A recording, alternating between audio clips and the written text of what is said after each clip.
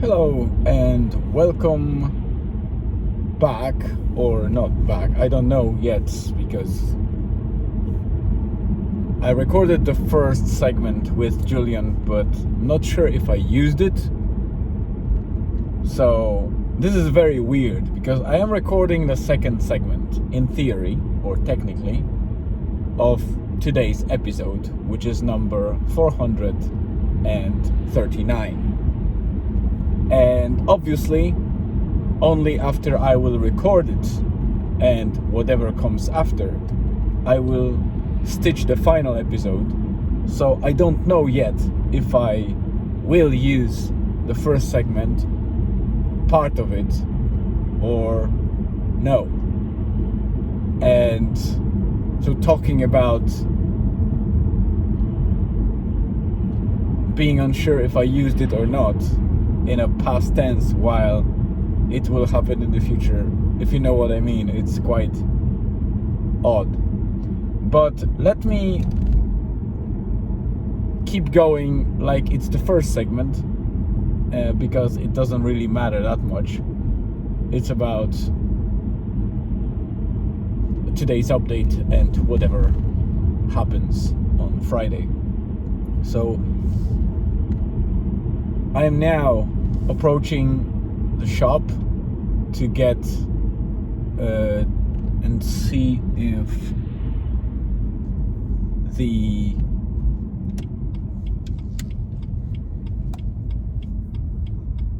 place with school stuff and different, how do you call it, like the office supplies and all that stuff is open, because it happened that the paper in our printer completely ran out. We were using A3 sheets split in half, but obviously they are split in a very, I would say, Spartan or brutal way, so it's not sustaining solution. I need to just, they were like an emergency, so now I need to buy proper paper and load the printer to make sure that we have enough for day-to-day printing.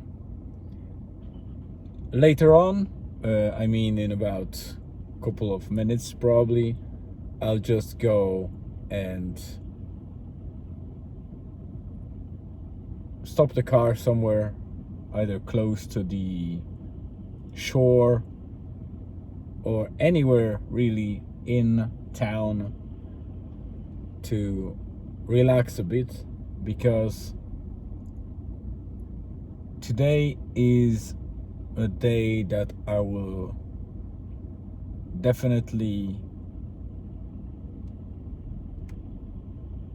from which I will be talking more about the mental health, general mental health, but specifically or more about men's mental health.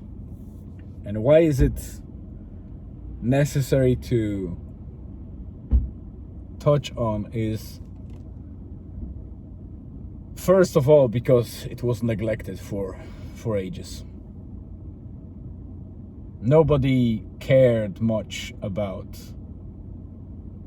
mental strain that happens to men, and it was generally perceived that men should be tough and they should swallow everything, keep going and keep pushing until they snap. There is no way that a male can have mental breakdown. Males' role are to hold everything up, whatever happens, protect everyone at any cost, and never think about their mental health because it's unmanly. Which I can summarize all of that in a single word. Excuse my French, but it's bullshit. Every male, I would say, representant in this world, or any man that identifies themselves as a male,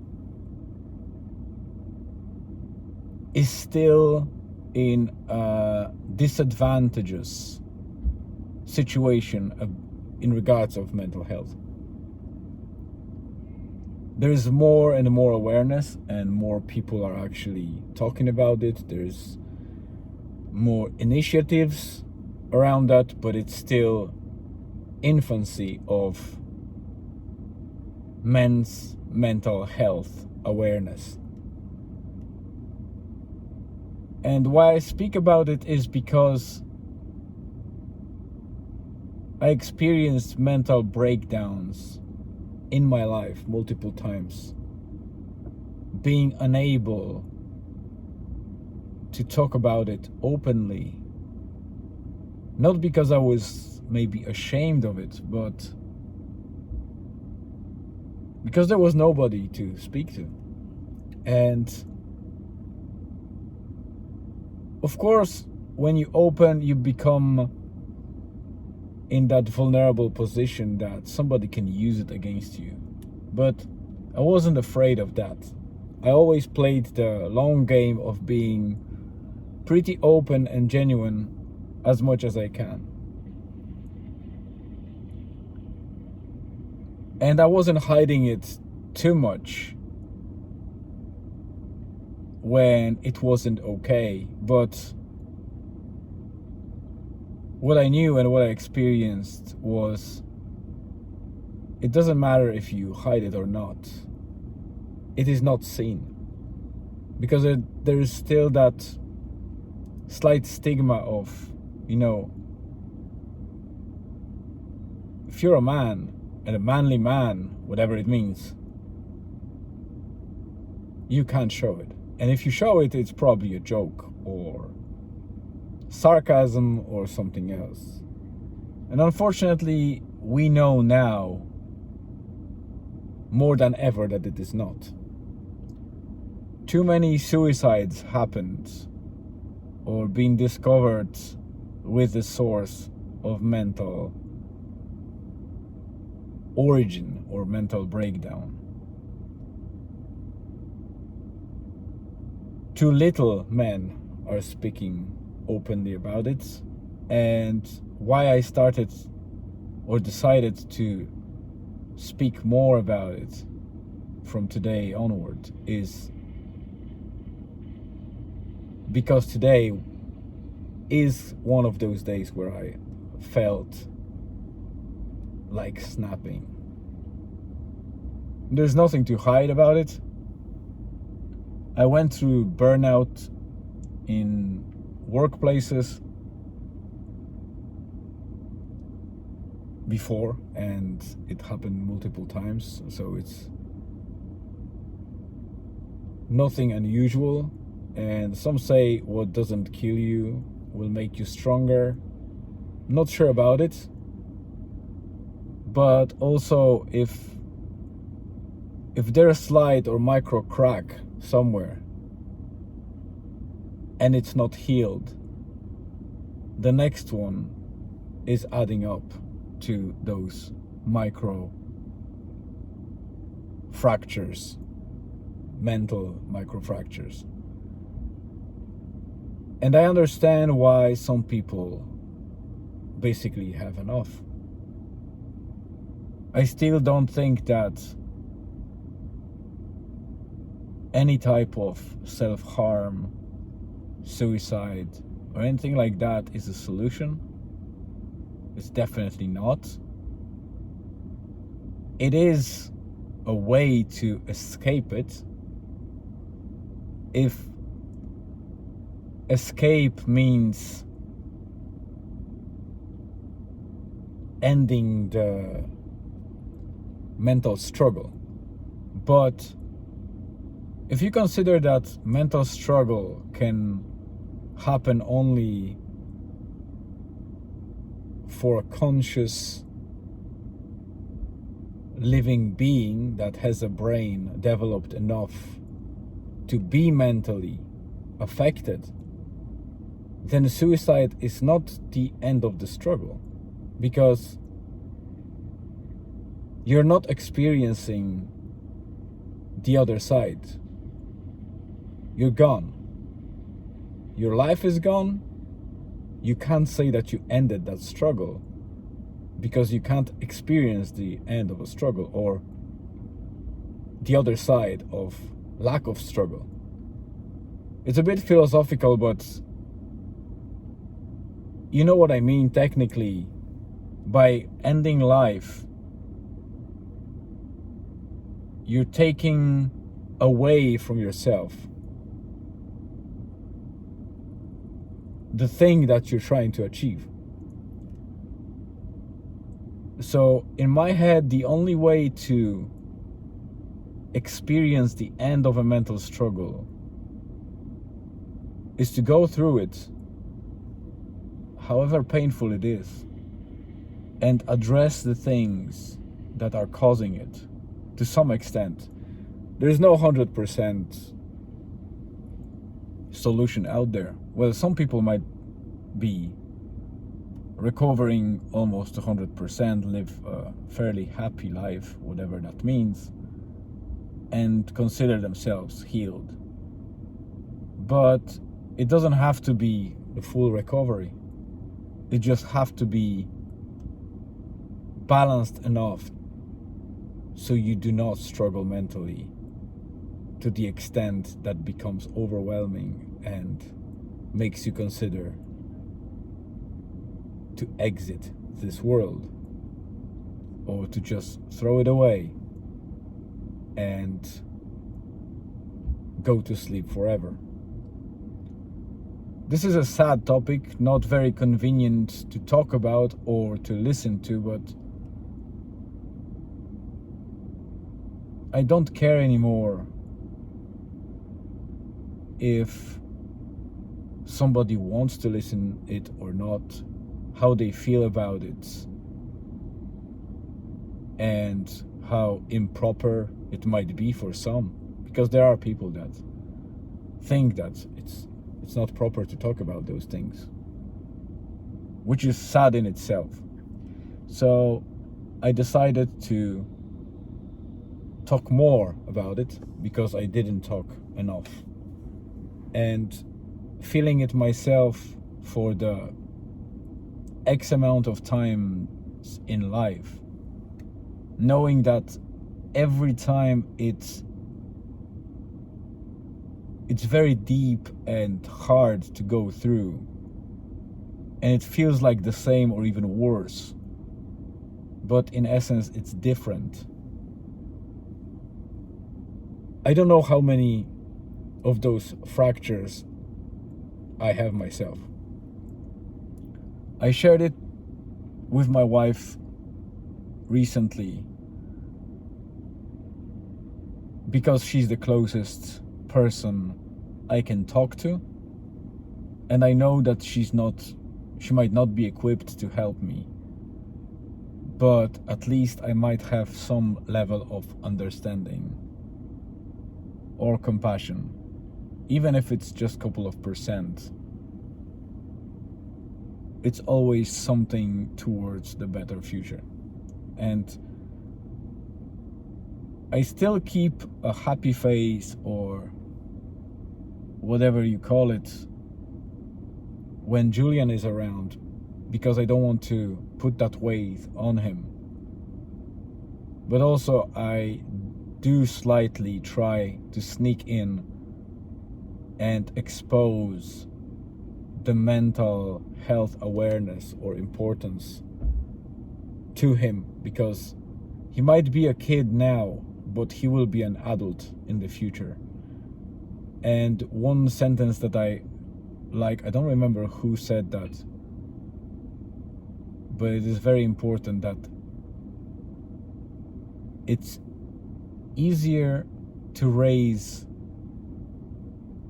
good children or conscious children or something like that than fix the adults. And that's so true, especially if we consider more open talks recently and research around traumas from childhood. And they don't have to be physical traumas or very abusive traumas. There are traumas that by just being slightly neglected or not being listened to, even if the children have a good life, what we consider a good life, so they are raised in a so-called good families where everything is in order, they have no abuse, they have everything they need, they are listened to in theory, they have great schools. But there are always things that we as children need to receive in terms of the care, mental health itself and attention, but also physically, like hugs, being just understood and being loved to a certain extent. And every person is different. One child might need it more than the other, but still all of us need it. And by not receiving it, we are being, I would call it, nano traumatized or micro traumatized. And along the way, when we grow up, we hide these things behind the walls, trying to explain them as they had to be this way, it is what it is, and we accept them. While not accepting them, we just hide them behind some mental wall. And these things pile up and they can explode at some stage in life when we are in a weak point, in a low point. And that's what happens very often in many men's lives because of that stigma where male needs to be tougher. It can be slightly being less attended to and less cared about because they just will handle it. And yes, they will handle it. They are handling it. But the impact of them having less attention, less appreciation, it fires back. I see many faces of men. Well, I can't tell for sure, but those faces show a bit of, maybe not pretending, but a little bit of acting that everything is okay. Repeating to themselves that, yeah, I can handle it, I will go through it. And it's important, but it doesn't, or it can't be lying to ourselves. We need to understand what we are saying by saying that we will go through it.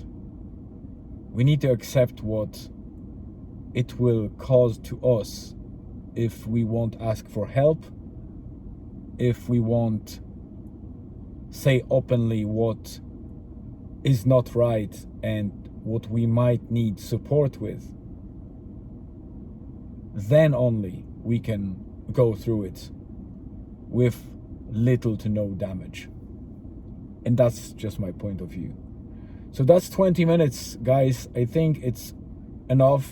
And if you are as far as here and you listen to it, thank you very much, because it's very important, not only for me, but for many men out there and women. Because remember that even though I am focusing on men's health,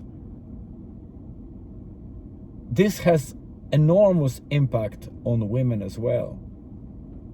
Even if we don't talk specifically about women's mental side, if men are broken, women need to handle stuff that they might not be by default equipped to, and it will break them. Women have their own strengths, their own, I would say, specialized brains, which are necessary for men to operate and exist in this world. So we need to work together. We need to preserve those skills, those very important elements of slight differences between our biology and brains to complement each other, complement each other, because it sounded like compliment. To complement each other and live the proper life for both of us. Only then we can understand each other and fill that gap between our abilities and thrive and grow. So, apologies for filming the other people in the background. That's not intended, but what can I do? They came into camera. So, thank you very much for tuning in. I hope I can see you again and I didn't get you bored or pushed back by this episode. If I did, I wish you best in your journey. If you don't want to listen to me more, I understand you might not want to listen to it, but those of you who stay, I really appreciate your time being here, and stay tuned and see you tomorrow.